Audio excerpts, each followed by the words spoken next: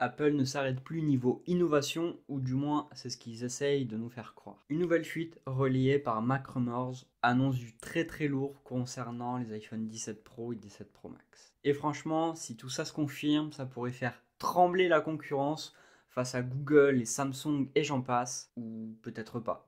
Concernant l'appareil photo qui ressemblerait un petit peu plus à Google, on parlerait d'un zoom x8 en optique et pas en numérique. Mais c'est déjà pas mal puisqu'on le sait, Apple n'a jamais aimé trop jouer avec les longues distances.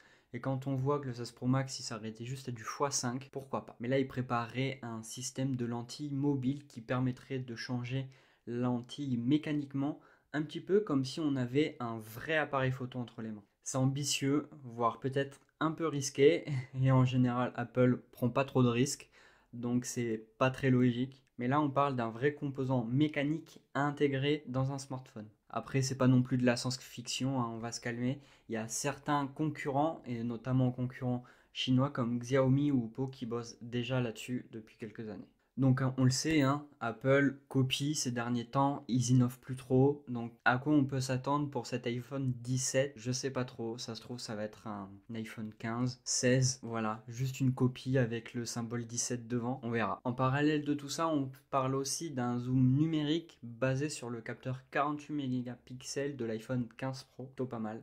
Sans perte. Apple l'avait déjà annoncé de toute façon avec son iPhone 15 Pro à sa sortie. Donc là, ça serait une évolution logique, pas une révolution, hein, on va se calmer. Concernant les améliorations logicielles, on aurait une application Caméra Pro dédiée, donc une amélioration de l'application caméra, hein, pour être très clair avec vous. Mais pour le coup, ça serait vraiment une application qui serait pensée pour tous ceux qui souhaitent gérer leur expo, leur ISO, la balance des blancs, et tout ce genre de paramètres, un petit peu comme Sony le fait ou comme on peut le faire aussi pour tous ceux qui ont un Samsung entre les mains.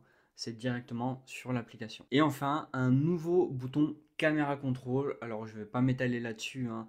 On voit la réussite du bouton caméra sur l'iPhone 16 Pro et 16 Pro Max. Voilà, ça n'a pas marché, personne ne l'a utilisé, je ne sais pas pourquoi ils persistent avec ça. Apparemment, ils le remettent sur les iPhone 17.